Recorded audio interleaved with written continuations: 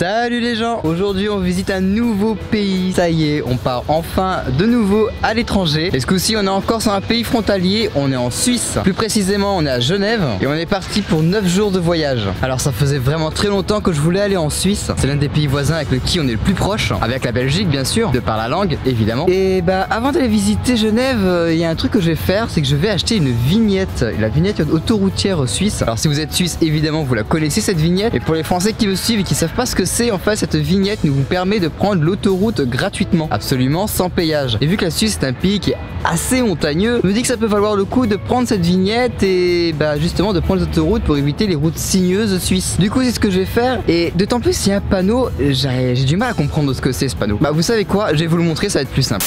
Alors voilà le panneau en question, j'ai du mal à le comprendre en fait. Pour moi ça voudrait dire le parking est payant hormis pour ceux qui ont le macaron 1. Et je pense que le macaron 1 ça doit être la vignette autoroutière. Enfin, j'en sais rien, dites-moi en commentaire si c'est ça. Je suis vraiment pas sûr, mais si c'est ça, ça vaut vraiment le coup de prendre la vignette parce que bah pour se garer en ville quand on est voyageur c'est assez chiant. On cherche bien souvent des places gratuites et bah si ce macaron me permet de me garer là où je veux, et ben ça vaut le coup.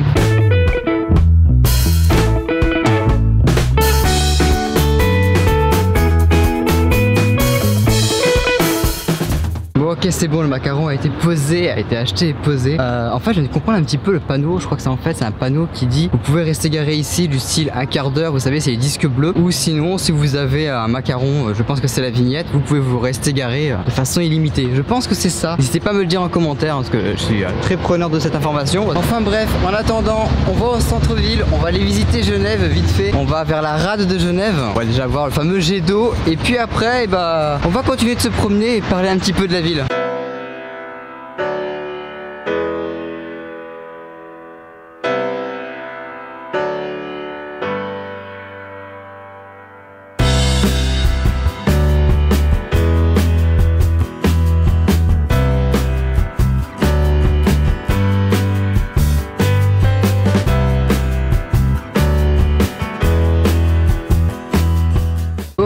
Ce que vous voyez qui est juste derrière moi, c'est le fameux jet d'eau de Genève. Certainement le truc le plus emblématique de la ville.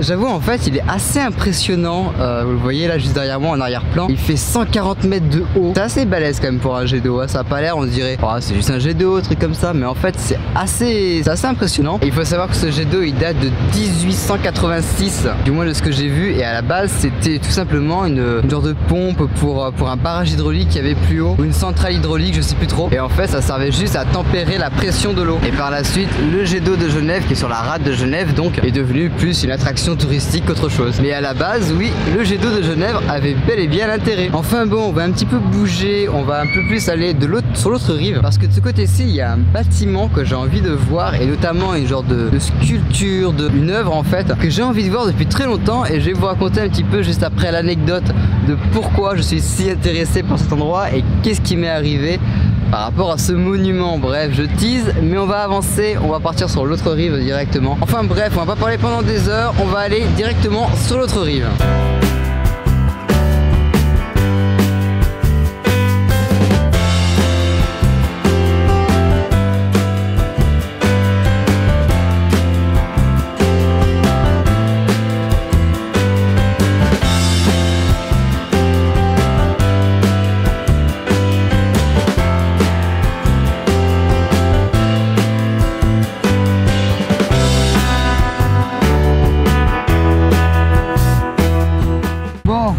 Un truc, j'ai pas beaucoup dormi cette nuit. Je suis parti, je me suis fait 6-7 heures de route et grosso modo je suis arrivé à 4 h du matin. Je me suis réveillé ce matin vachement tôt pour la vignette. Du coup je suis assez éclaté, je vous avouerai. Plus de ça j'ai pas mangé donc c'est pas ouf. Donc bon, je suis pas au milieu de ma forme là pour ce début de voyage, mais on va corriger ça assez vite. Du coup ce qu'on va faire c'est qu'on va relativement vite visiter Genève. Mais il faut savoir que Genève c'est surtout une ville où tu travailles quoi. Quand vous voyez le nombre de frontaliers, je crois qu'à Genève il y a 90 000 frontaliers français. Autant vous dire que c'est énorme, surtout pour une ville. Et là je parle bien de la ville de Genève et pas du canton. La ville de Genève compte 200 000 habitants. Vous imaginez 200 000 habitants et plus de la moitié de tout ça, c'est des frontaliers. C'est juste énorme en vrai. Et au-delà du fait que Genève c'est une ville qui est assez tournée vers la France au final, c'est aussi une ville qui est assez tournée à l'international. Parce que pas loin d'ici, là je sais pas, je suis sur un parc, je sais pas du tout le nom du parc, mais juste à côté il y a le siège des Nations Unies. C'est le deuxième siège évidemment des Nations Unies, le premier étant à New York. Et il y a un monument là-bas. Ça fait très longtemps que je voulais le voir et je suis très content d'être enfin à Genève pour le voir parce que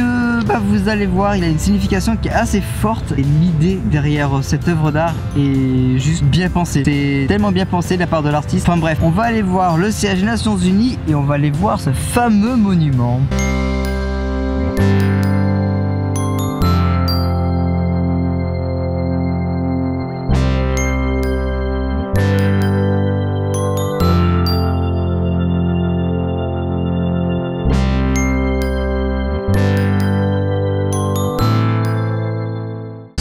Qui est juste derrière moi, c'est le broken chair, la chaise cassée en anglais. En fait, ce monument symbolise les personnes qui sont victimes des mines antipersonnelles. C'est une œuvre qui a été demandée par l'ONU et en fait, comme vous le voyez, c'est une chaise à qui il manque un pied. Et justement, la symbolique est juste énorme parce que quoi de plus banal qu'une chaise? Comme quoi les Suisses sont pas si neutres, hein. Ça c'est fait. Et au final, oui, quoi de plus banal qu'une chaise pour une mine qui est anti-personnelle, qui ne vise personne de précis, et avec la banalité de la chaise qui, elle, perd un pied, ça renvoie exactement la symbolique que représentent tout simplement ces mines anti-personnelles. Cette œuvre est juste incroyable, elle est vraiment très haute d'ailleurs, comme vous pouvez le voir, elle est vraiment très haute, et elle est juste en face des Nations Unies. Et vous savez quoi, on va essayer de se rapprocher des Nations Unies, voir si on peut aller juste derrière.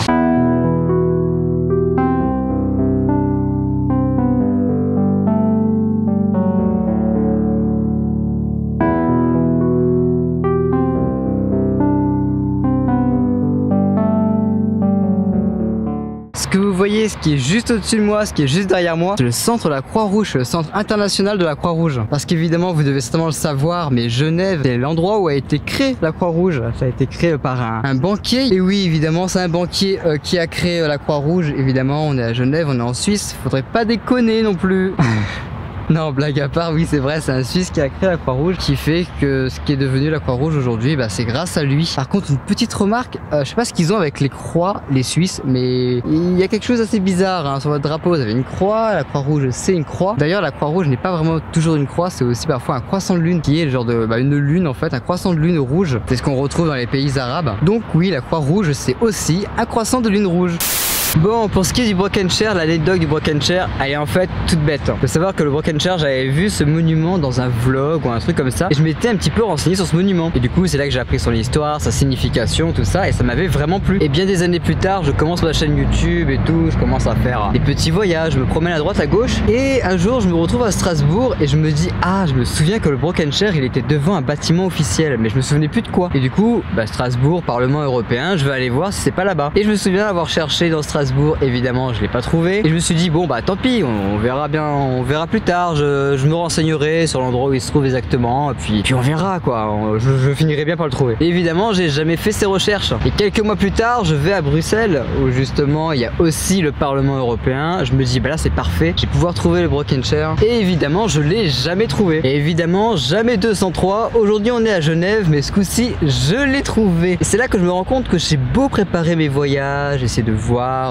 ce qu'il y a à visiter, tout ça. À chaque fois que j'ai quelque chose en tête, je sais pas pourquoi, mais je l'oublie et je finis juste par passer pour un con au final, à chercher un truc dans deux endroits différents qui en fait n'est pas du tout à ces endroits-là. Enfin bref, la prochaine fois, au lieu de m'acharner, je ferai mieux de me renseigner. Bon, en attendant, nous, on va aller repartir dans le centre-ville. Faut savoir que là, on est vraiment à l'écart du centre-ville. On est à, je sais pas, à 3 km à peu près du centre-ville, ou 2 km. Enfin bref, c'est reparti, on va aller au centre-ville. Il y a une cathédrale à aller voir et il n'y a pas encore beaucoup de choses en centre-ville, mais c'est un petit peu l'âme de Genève. Donc bon, on va aller s'y promener et puis je vais bien aussi me chercher à bouffer et à boire. Je commence à me déshydrater, j'ai pas mangé en plus depuis hier midi et entre temps j'ai fait 7 heures de route, j'ai dormi cette nuit 2 heures. Ouais, ça commence à devenir ric-rac. Enfin bref, on se retrouve dans le centre-ville.